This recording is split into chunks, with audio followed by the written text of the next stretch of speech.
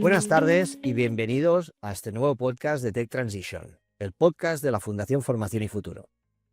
Un espacio donde exploramos las últimas tendencias e innovaciones que están transformando el mundo que nos rodea. Hoy nos adentramos en el fascinante mundo del Digital, Global and Planetary Health de la mano del Dr. Jordi Serrano. El Dr. Jordi Serrano es un referente en el campo de la innovación, en la intersección entre la salud digital, la salud global y la planetaria. El Dr. Serrano también es un destacado emprendedor en el mundo de la salud digital, así como advisor de algunas de las organizaciones globales más importantes como la OMS, la ONU-SIDA y la OIM, entre otras. Buenas tardes, Jordi. En primer lugar, muchas gracias por acompañarnos en esta nueva edición de Tech Transition. Mi primera pregunta: ¿cómo te describes a nivel profesional, tu background, experiencia, en definitiva, cómo has llegado hasta allí? Javier, buenas tardes. Muchas gracias por invitarme a este fantástico podcast y agradecerte a ti y a la Fundación poder estar con vosotros, ¿no? La verdad es que lo has explicado un poco bien, ¿no? Soy un médico un poco diferente, atípico, pero básicamente soy una esponja dinámica, ¿no? Una esponja dinámica que me encanta ir trazando un camino que no siempre es el habitual, pero que evidentemente tengo objetivo, ¿no? Como las esponjas, ¿no? A adquirir el máximo conocimiento para poder después transmitirlo en los proyectos, ¿no? Concretos. Yo soy médico de familia que empecé en el año 2006, hace tiempo, cuando recién residente, con un proyecto que se llama Universal Doctor, que era un traductor médico. Esto me permitió implementar este proyecto en muchas partes del planeta y acabé viviendo en Ginebra en 2012, trabajando para la Organización Mundial de la Salud, en proyectos de ellos propios, nuestros con ellos, etcétera. Y eso me abrió mucho la mente y pude permitirme conocer muchos, digamos, proyectos en todo lo que es el globo terráqueo, ¿no? A partir de aquí, compañeros de viaje estupendos, organizaciones estupendas, y somos yo y otros médicos parecidos, ¿no? Médicos globales con que hemos aprendido con la digitalización y hemos implementado negocios también con ella, ¿no? Un poco sería mi perfil. Muy bien. Y Jordi, una pregunta: ¿cómo pasas, ¿no? ¿Cómo haces este cambio de mentalidad o de visión y pasas desde de lo que sería, ¿no?, la salud, el sistema de salud tradicional, a ser un visionario y a buscar lo que a día de hoy se llama la salud digital, ¿no? Este salto, ¿cuándo es el momento? Bueno, yo trataba a pacientes extranjeros porque me encantaba, o sea, siempre que había ya de residente, de R3, R4, cuando había un paciente extranjero, yo quería hacer la anamnesis en muchos idiomas, porque hablo algunos idiomas, pero siempre, oye, pues no sé árabe, sé alemán, francés, inglés, pero no sé árabe y chino. Entonces ya empecé a trabajar en ese software de traducción para poder hablar con ellos. Y ya un poquito ahí, con la palabra software, ¿no? Lo define, aunque eran CDs en esa época, ¿eh? O sea, ya fue un salto, acordaros los CDs, ¿eh? En los que somos no tan jóvenes, pues ya fue un salto hacia la tecnología y poco a poco, fíjate, acuérdate que esto ha sido una evolución, ¿eh? Se llamaba mHealth, eHealth, Digital Health, dependiendo de la época, ¿eh? Dependiendo de la época. Y en ese sentido, siempre me he estado en esa época, siempre me han dicho pionero del mHealth, pionero del eHealth, hostia, perdón, esto va pasando el tiempo y dices, bueno, estamos ahí en la pomada, ¿no? Es estar con ganas del cambio continuo, que no siempre todo el mundo tiene ganas, ni hay por qué serlo, y ir cambiando de proyectos a lo largo del tiempo, pero siempre a veces con los mismos compañeros, ¿eh? O sea que ese es un equilibrio entre ser innovador y ser leal a gente muy, muy colaborativa, ¿no? Muy bien, muy interesante. Oye, y ya que has sido pionero, ¿no? ¿Cómo, a raíz de qué decides emprender, ¿no?, y crear la primera startup, que era eDoctors, creo que has dicho? Universal Doctor, sí, Universal. Perdona, Universal Doctors. ¿Cómo te viene, no? Porque al final, Bueno, siendo médico, que uno visualiza, ¿no?, el médico, tantos años de universidad, el MIR, la especialización, después ya todo el trabajo, que además el sistema de salud, ¿no?, que por desgracia sois famosos porque vais saturado, el sistema está colapsado. Entonces, además piensas, ostras, cómo un médico ya con toda la carga de trabajo que tiene, además decide emprender. Sí. Bueno, hay que ser honesto, ¿no? Y yo emprendí muy joven como médico, ¿no? Hice médico un ratito y después he tenido la suerte, esa suerte, hay gente que estudia medicina, después nunca hace de médico. Hice lo poquito en algunos determinados sitios y estando siempre con los médicos, que todavía los médicos me consideren médico, pero claro, hace muchos años que no veo pacientes, seamos sinceros. Pero fui emprendedor en el momento adecuado, porque ahora es muy fácil, ahora hay aceleradoras, hay, hay hojas de ruta. En el 2006, 2007, a mí me llamaron algunas personas con cariño de, oye, Jordi, ¿estás bien? Oye, después de 12 años, después de 12 años estudiando, ahora esto, bueno, o sea, no era fácil, ¿no? Pero bueno, en el sitio adecuado, en el momento adecuado, tú ya te ven siempre un poco inquieto, ¿no? Y respondiendo a tu pregunta, ¿no? Siempre era inquietud. Y tuve algunas veces, algunos nos bastante importantes. Oye, podemos hacer esto, podemos hacer lo otro. No me dejaron ser intraemprendedor en esas instituciones y decidí emprender siempre como líquido extracelular, como electrón libre en el sistema, pero poder hacer lo que yo me apetecía, ¿no? Dentro de las organizaciones, ahora sí que se puede, ¿eh? Hace 15 años no se podía. Pues es total. Por tanto, no soy ese médico que trabaja 58 horas, ¿qué tal? Y encima, seamos realistas. Y para esos compañeros que son eso, pues hay que colaborar con ellos al máximo para que puedan aportar cambios y granos, ¿no? Previamente estos días, un poco de publicidad porque siempre va bien, ¿no? He lanzado un libro que se llama Hacia el futuro de los hospitales, donde, y pues podemos hablar de ello más tarde, donde lo básico para cambiar el sistema de salud es primero hacer frente al burnout, a la cantidad de carga de trabajo que tienen los sanitarios, porque si no, por mucha tecnología que haya, si no hay un cambio en la calidad de asistencial, tendremos problemas muy graves, ¿no? Sí, aquí ya iríamos, ¿no?, otra vez al concepto que parece que ya ha caducado, que es la transformación digital. Pero bueno, dejemos esto para el final, el libro, porque sé que está teniendo mucho éxito y mucha repercusión. Yo me gustaría volver, ¿no?, otra vez al tema de emprendeduría. O sea, bien entiendo que tú, llegando a este punto hace 12 años, ¿no?, que dentro del sistema de salud o los hospitales, pues no apoyaban a la creación, ¿no?, de nuevas empresas y además empresas disruptivas que planteaban un, bueno, un futuro diferente del sistema de salud. Tú decidiste de un día por otro decir, oye, mira, yo hasta el día de hoy era médico, me dedicaba a la medicina 100%, voy a pasar a ser emprendedor, Sí, cierro la puerta y con todo el sí, conocimiento que he adquirido y los retos que he identificado, me volco al 100% a sí. desarrollar esto. Sí, sí, eso lo hice no hace 12, sino 15 y podríamos apurar incluso a hablar de 16, 17 años, porque pasa el tiempo muy rápido, pero sí, sí lo hice en 2000, entre el 2007, 8, 9, ya hubo una transición, ¿no? Y efectivamente el 2010 sí que recuerdo el 100% ya no ver pacientes y dedicarme a eso en ese momento, ¿no? Hubo transición. Bueno, realmente un día pues dice, oye, esto hay que hacerlo en serio, esto que he hecho mientras hacía guardias y tal, el Sí. CD, tal, bueno, hay que implementarlo en muchos hospitales, ¿no? Hombre, pues implementé ese software en más de 300 sitios de toda Europa, ¿no? Hombre, algo hicimos bien, ¿no? Em, Después vino la gran crisis, la primera gran crisis, 2008, que en salud acabó em, certificándose en el 2011, ¿no? Y todo lo bien que lo hicimos, pues simbólicamente había que cortar muchas cosas y, por ejemplo, nuestro software, que era para comunicarse con los extranjeros y tal, pues no fue considerado algo vital, ¿no? Pues tuvimos muchos problemas después, ¿no? Pero bueno, fue ese cambio y esa decisión es, oye, tengo que ir a pisar terreno a todos los hospitales posibles, a todos los centros de salud, a todas las consejerías de sanidad, a cuartel general de la OMS, a mil sitios, para decir, oye, knock knock, estoy aquí, estoy haciendo este software de traducción para relacionar médicos y pacientes que hablan distintos idiomas, pero después eso fue la introducción a hacer muchos proyectos relacionados con la salud cultural digital, bueno, fue toda una explosión, ¿no? Y poco a poco, pues, entras en un momento, ahora ya es más habitual, pero en un momento, pues, pocos médicos en el 2010 tenían conocimientos eHealth, mHealth, porque salud digital no se llamaba en 2010.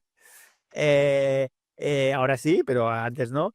Y eran médicos y tenían ganas de comerse el mundo, pues había una energía bien, ¿no? Y si realmente no hubiera habido la primera crisis del 2011, bueno, eso hubiera sido muy fuerte, ¿eh? Pasa que, bueno, fue la primera crisis del 2011, acordaros, y bueno, y pues eso me llevó a vivir a Ginebra y también me abrió muchas otras puertas. Y soy el médico tan global o una persona tan global gracias a ello, ¿no? Gracias a ello. Y me fui a vivir a Ginebra y acabé trabajando para la OMS y muchos proyectos de la OMS con mi empresa, o sea que tenía un doble em, que habitualmente es un conflicto de interés, pero en determinados casos de pandemias o epidemias, ¿no? Para el ébola, para el Zika, para tal, pues se pueden hacer cosas y las organizaciones, igual que con el COVID, pues posteriormente pues trabajé para varios gobiernos como el de Andorra o como tal, con varios gorros, ¿no? Como proveedor de la app de su personal health record de su país, pero también a la vez como sector de innovación. Bueno, en una pandemia pues se puede hacer de todo y creo que es correcto, ¿no? Pero yo enganché varias pandemias, la verdad, o varias epidemias y pandemias en lo que es la salud global digital, como no puede ser de otra manera, ¿no? Si estamos hablando de salud global y digital, pues trabajé en varios proyectos en las diferentes epidemias, pandemias, ¿no? Y nada, y hay un día que haces el OK y si hay que hacerlo en serio, pues yo no creo que haya nadie que sea capaz de... Una cosa es que sea asesor, que sea inversor, que sea part-time, pero si tú eres un cirujano o un médico que trabaja 50 horas a la semana, pues tú no puedes dirigir una empresa, ¿no? Tú eres parte de la empresa, pero no la puedes dirigir. O si la diriges, hay que hacerlo al 100%, ¿no? Sí, bueno, tú tomaste la decisión y sí que es verdad que, oye, esa frase, ¿no? Que dicen que en toda crisis hay oportunidad, tú eres Sí. de oportunidades, tú eres un claro ejemplo. Una pregunta, Jordi, ya para saltar, ¿no? Pero antes de saltar, el tema de emprendeduría. Has comentado que cuando creaste, ¿no? La solución, visitaste tanto hospitales nacionales como internacionales. ¿Sabrías decirme o si tú obtuviste que hay regiones a nivel, no sé si cuando visitas hospitales era a nivel europeo o fuera de Europa también, hay regiones que son más proactivas a adoptar nuevas tecnologías, al menos en esa época? Sí, sí, había representantes.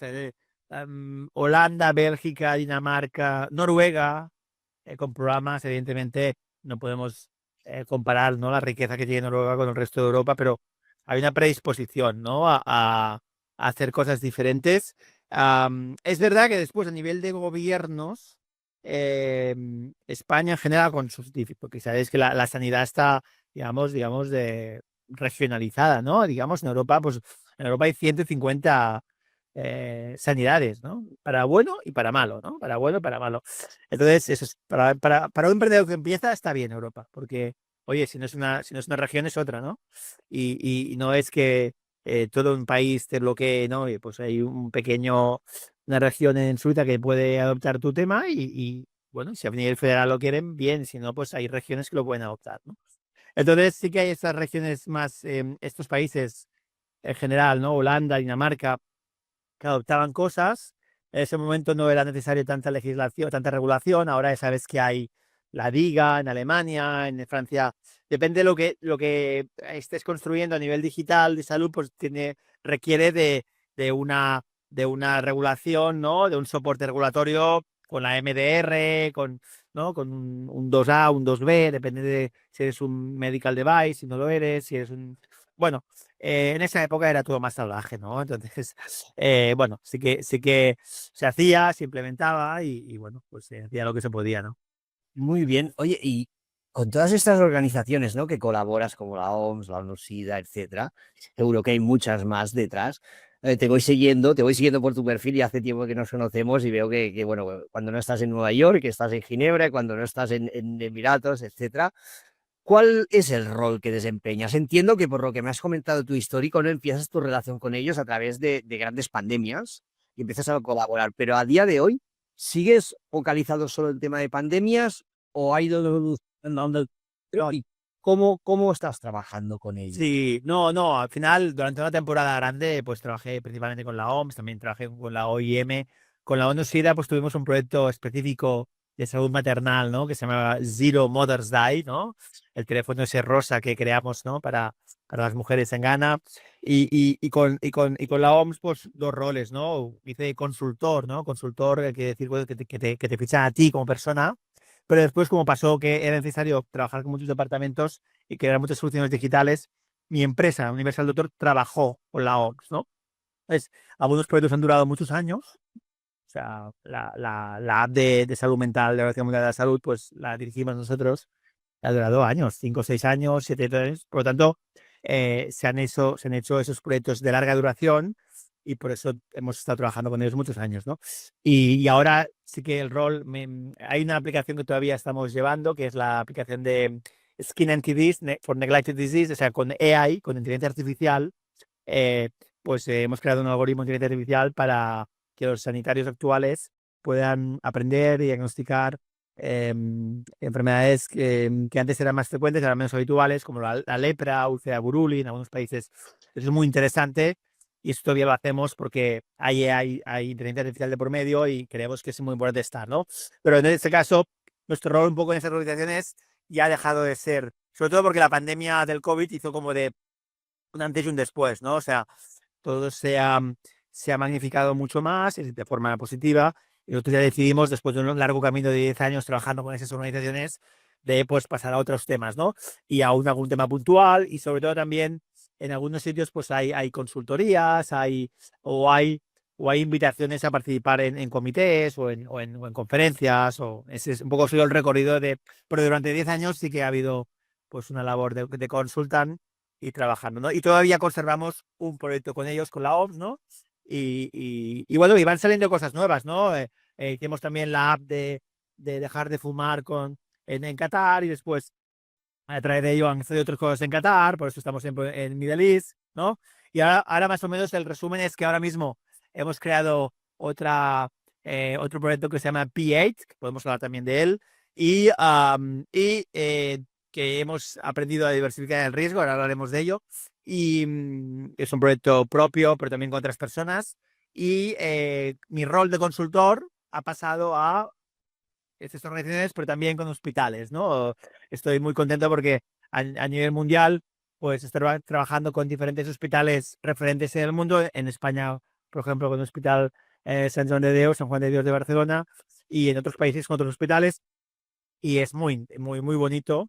La verdad es que estoy disfrutando muchísimo y me puedo dar con el canto de los dientes, o sea, bien. O sea, no, toco madera, toco madera, toco madera y es una época muy bonita donde todo lo aprendido como emprendedor se está materializando ahora como consultor y después tenemos otro proyecto nuevo que se llama Pay, que cuando quieras hablamos de él. Ahora te pregunto, solo antes de pasar, que como siempre vas con la mente, vas tres pasos más para adelante que el resto.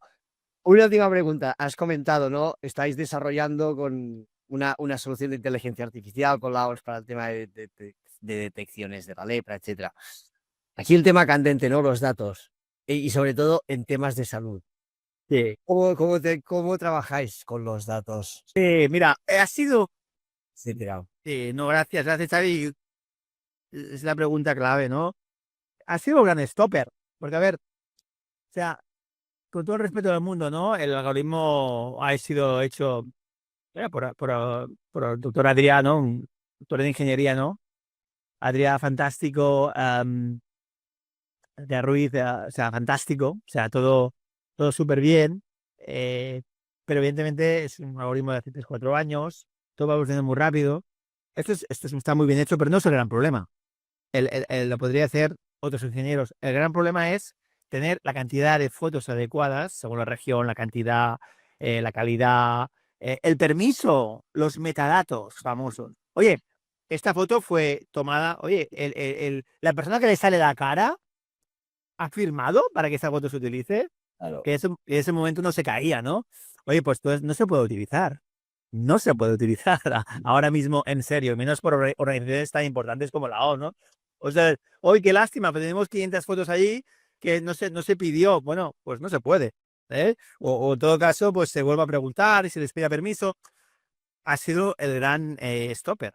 Por lo tanto, al final el mérito que tiene de hacer esta aplicación es realmente haber amalgamado, o sea, amalgamar, ¿no? O sea, juntar, ¿no? Esas 12.000, 14.000 fotos y 14.000 fotos de diferentes enfermedades, diferentes regiones y también políticamente correcto, diferentes tipos de piel, ¿no? Está claro que no es lo mismo, aunque este tipo de enfermedades que estamos hablando, lepra, están en latitudes que la gente pues tiene dentro del fototipo de 0 a 6, pues 3, 4, gente un poco más morena, pero como organización internacional, como la OMS, tiene que ser tiene un poco de tipos de piel de todo tipo, ¿no? O sea, que el lío con los datos siempre es un caso típico, ¿no?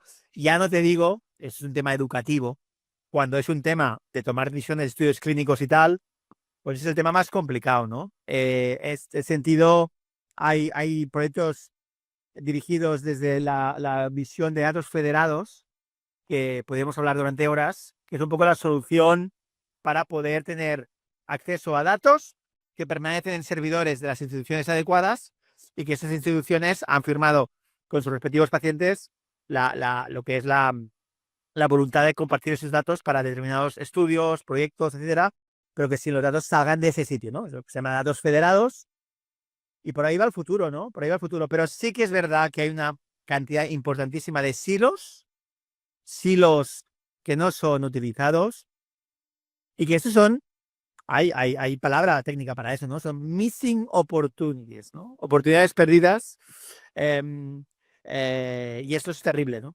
Entonces, Bueno, muy bien, muchísimas gracias. Y bueno, ahora sí, ¿qué es P8? V8 Health. bien. No, hombre, que es que es, no, poco a poco, ¿no? Pues con toda la experiencia acumulada de 15 años de aplicaciones móviles, de ver emprendedores por todos sitios, de reunirte con gente que tiene este aparato para esto, este aparato para otro, esto tal, pues un día se nos ocurrió una idea, ¿no? De, oye, ¿por qué no hacemos una consulta médica de 2 horas de duración, donde el paciente se sienta bien escuchado, con el médico mirando los ojos, con un micro, utilizar todas las tecnologías para que el médico no tenga que estar tocando el ordenador, que eso ya sabéis que ha hecho un boom los últimos meses. Pero no solamente eso, sino hacer una consulta donde la tecnología más importante son los 2 sofás blancos que tenemos, ¿no? De sofá a sofá, ¿no? Como si fuera un sofá del Señor de los Anillos, ¿no? De sofá a sofá espectacular, donde hay una visita de 2 horas, donde tienes un sanitario que no te va a mirar al ordenador, que te va a hablar a los ojos y que te va efectivamente a hacer una análisis profunda para la prevención, para la predicción, las 8 Ps, ¿no? La medicina personalizada, preventiva, predictiva, primaria, planetaria, porque te preguntará sobre la contaminación, te preguntará y con propósito, te preguntará también sobre estado emocional y te hará un plan, ¿no? Para continuar la prevención o para, si se ha detectado alguna cosa, pues para iniciar pues los caminos adecuados, ¿no? Y esto le hemos llamado P8 Health. Hemos estado un año en plan piloto probando con diferentes cosas y la verdad es que tenemos un paquete precioso de visitas largas donde vamos a educar a esos pacientes, a esas personas, con todas las tecnologías que existen. Vamos a prescribirlas, vamos a recomendarles. Somos agnósticos con la tecnología, es decir, no tenemos, hombre, tenemos una app propia que al salir se van con una intervención diciendo lo que hay que hacer durante un año, 3 meses, lo que sea. Pero precisamente durante toda la visita, lo que hacemos es explicarles tecnologías de otros, utilizar aparatos de otros. ¿Para qué? Para tener una clara hoja de ruta preventivo sobre esa persona, ¿no? Claro, espectacular lo que se puede hacer. Lo que pasa es que la idea de la gente es ser escuchada y que el sanitario tenga 2 horas para ellos, ¿no? Además de todo eso, tenemos todas las tecnologías que quieras sean necesarias para prevención, ¿eh? Esto no es un chequeo de 5.000 euros, 35 pruebas, no. Esto es un cambio de vida, prevención y utilizar una serie de herramientas digitales y tal, incorporadas esa visita de 2 horas, que te guíen a ese cambio de vida y a esa prevención, ¿no? O sea, está claro. No podemos asegurar que vamos a descubrir no sé qué con una resonancia. Bueno, después, si se empieza el camino, hay unas hojas de ruta que llevarían efectivamente a recomendar pues hacer esto otro, pero es este cambio. Y la verdad es que está siendo un éxito porque además es una filosofía y es lo que no hay tiempo a veces en algunos sistemas, pues hacerlo. Y esto sabemos que no solamente se da estas consultas, son todo nuestro bagaje, porque esto lo hacemos con 5 o 6 compañeros muy, muy, muy fuertes, pues habrá conferencias de P8, habrá muchas cosas de P8, porque es todo un concepto, ¿no? Que hay que utilizar, ¿no? Habitualmente se habla de las 5 Ps de la medicina, ¿no? Prevención, predicción, medicina personalizada, medicina de precisión, poblacional, depende. Pero hemos añadido la P de primaria de, oye, medicina de atención primaria, lo más importante, ¿no? La proactividad, ¿no? La P de planetaria, porque mira dónde estoy hoy, ¿no? Estoy en un jardín, queremos mucho, ¿no? En hacer visitas, tendremos visitas, ¿no? Tendremos visitas debajo de los árboles, ¿no? O sea, es que al final, y habrán esos sofás, tenemos varios centros, habrá muchos, muchos centros donde será, hay que aprovechar nuestro tiempo, nuestra meteorología, serán 2 sofás en medio del bosque, ¿no? Y estamos muy felices porque es un concepto nuevo y evidentemente pues es un concepto privado, pero que creemos firmemente que los sistemas públicos deberían poco a poco ir implementando esa medicina proactiva y preventiva, ¿no? Que al final también tendría un impacto en la cuenta de resultados, que también es uno de los objetivos que tienen, ¿no? Pero, oye, es súper, súper interesante porque sí que es verdad que las personas, ¿no? Cuando, por desgracia, tienes que ir al médico, lo que quieres es ser escuchado muchas veces y el médico luchando, ¿no? Contra sus ideales por culpa muchas veces, pues, de la organización tiene que forzar y ir muy rápido, dejando de un lado el lado más humano, ¿no? No, Para la consulta dura 2 horas. bien, No, pero bueno, no secuestramos al paciente. Si se quiere ir a la hora 20, se puede ir, pero la consulta, esto es lo más sagrado, ¿no? Y eso es, entre que la consulta dura 2 horas, hay un reloj de arena brutal, y los sofás, tenemos aparatos tecnológicos brutales y le decimos al paciente que el gran aparato tecnológico es el sofá, pues claro, se quedan sorprendidísimos y al concepto les gusta. Entonces, y evidentemente, pues tiene un coste porque es el tiempo y es el espacio y es la manera, ¿no? Pero consideramos más costoso los sofás, que no está mal, y el tiempo sobre todo el tiempo. que no todo lo demás, ¿no? Y eso es sagrado y a partir de allí, que eso, el concepto P8 Health, y repito, no es solo la consulta, son otras cosas, pero estamos muy entusiasmados, ¿no? Porque es un cambio de medicina proactiva. Sabemos que esto puede llevar a, a que la gente, ¿no? Diga, hombre, pero eso no se lo puede permitir todo el mundo, lo sabemos. Pero obviamente hay maneras de paquetizar para que la equidad en sanidad se mantenga lo máximo posible, visitas que tengan un coste muy bajo y donde el tiempo sea importante y que eso ayude a la prevención. Yo creo que, hombre, hay analíticas que, bueno, pues que cuestan lo que cuestan, Eh, pero hay un tiempo sagrado que creo que se puede llevar al máximo número de personas. Fantástico. Oye, Jordi, y ya para finalizar, ¿no? Cuéntanos de tu libro. Que veo Oye, que pues, el otro día lo estuviste presentando también en Madrid. oye, aquí está mi libro, ¿no? O sea, que estar preparado la vida, hacia el futuro de los hospitales. Es un libro que hay que ser honesto, ¿no? Mi gran amigo César Morcillo, ¿no? Y da la casualidad, ¿no? Que realmente, pues él ha sido papá ahora, como yo, hace unos meses. Él lo fue antes y estaba muy ocupado. Me dijo, oye, ¿puedes tú hacer este libro, no? Gran médico, César Morcillo, ¿no? Gran amigo, especialista en digital también, en muchas cosas, ¿no? De eso. Oye, pues me hacía mucha ilusión, ¿no? En ese momento no sabía que yo tendría una niña. Y ha sido un último año, ¿no? Libro, niña, y he plantado un árbol, ¿no? O sea, pero básicamente este libro habla de todo esto, habla de la medicina, hablando del presente, porque cuando haces de Nostradamus de la medicina siempre falla, siempre. Pues hemos hecho un libro hablando del presente, ratificando, oye, lo duro que es el burnout de los médicos, la falta de personal, falta de tiempo, siendo muy realistas.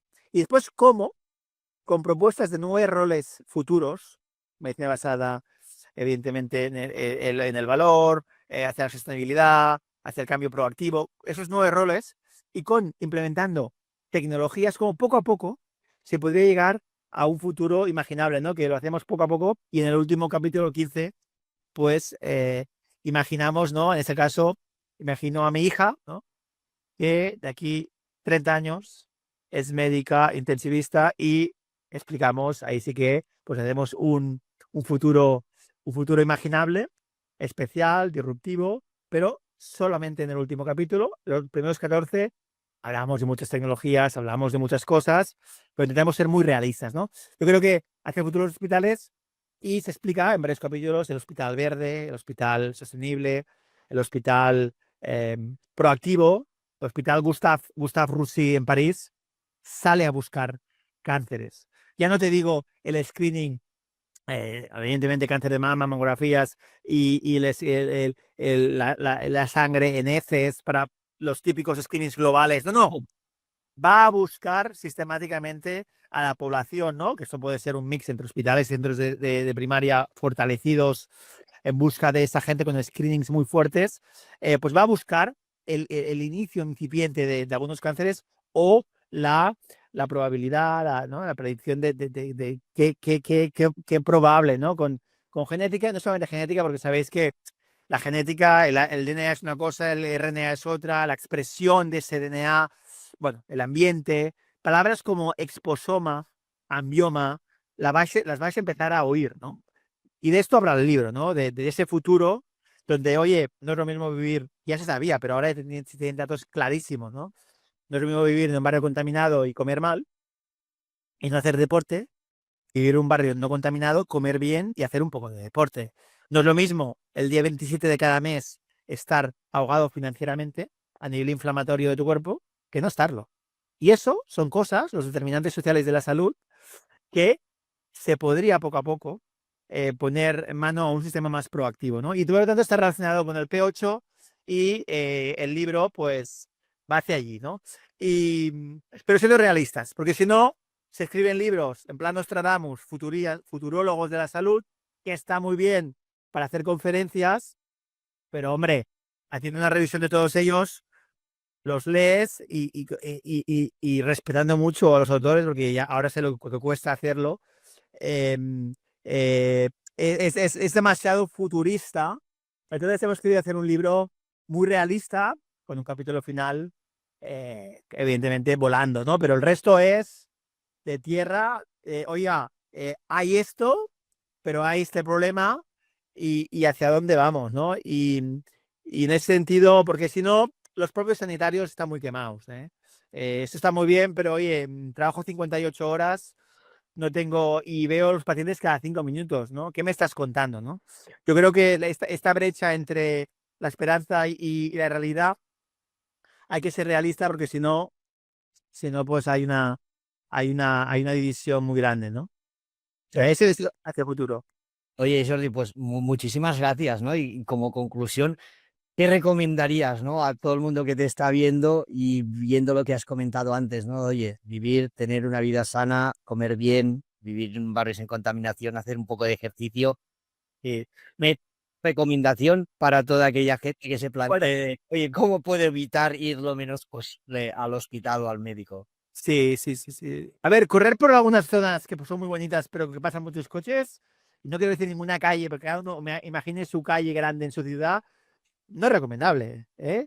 Que quede claro, ¿eh? Puede molar, puede ser guay, puede ser cool, pero no es recomendable, ¿eh? Es mejor. Dicho esto, hay gente que no puede permitirse comer bien, hay gente que no puede permitirse estar en un barrio poco contaminado. Hay que exigir a las autoridades, ¿no? Que sigan Oye, ya no es un tema políticos ni izquierdas ni derechas, no, la salud está por encima de todo, ¿no? Entonces, cuando hay unos parámetros de la Organización Mundial de la Salud que dice, oye, tanta contaminación, que los de la Unión Europea son menos exigentes y aún así no se llega, ya no te digo a los de la OMS, oye, pues hay que tomarlo en serio, porque la mejor manera que haya equidad es que la ciudadanía sepa que mi derecho es que mis autoridades hagan todo lo posible para que haya menos contaminación y que los productos frescos, tal, pues puedan ser accesibles para la gente, ¿no? Y la educación en esta, ¿no? La manera de cocinar, que sabemos que a las nuevas generaciones cuesta mucho, pues tiene que ir hacia ahí, ¿no? Y en ese sentido, en un mundo tan polarizado, tan estresante, con poca capacidad de ir más allá del día a día, pues hay que ser realistas, es difícil. Pero la buena noticia es que ya no es lo que decían los epidemiólogos que parecía, no. Y hay muchos datos claros, fehacientes de las diferencias clarísimas. Y ahora tenemos la manera de monitorizarlo, de hacerlo. Y siendo colaborativos, se pueden conseguir muchas cosas. Entonces, yo hago a la gente para que sea colaborativa en su familia, colaborativa en su trabajo, entre hospitales, entre gobiernos. Hay muchas cosas, porque el 30% de las pruebas o de cosas que se hacen en sanidad se pueden ahorrar. Ya no te digo implementar innovaciones espectaculares para cambiar procesos, que también.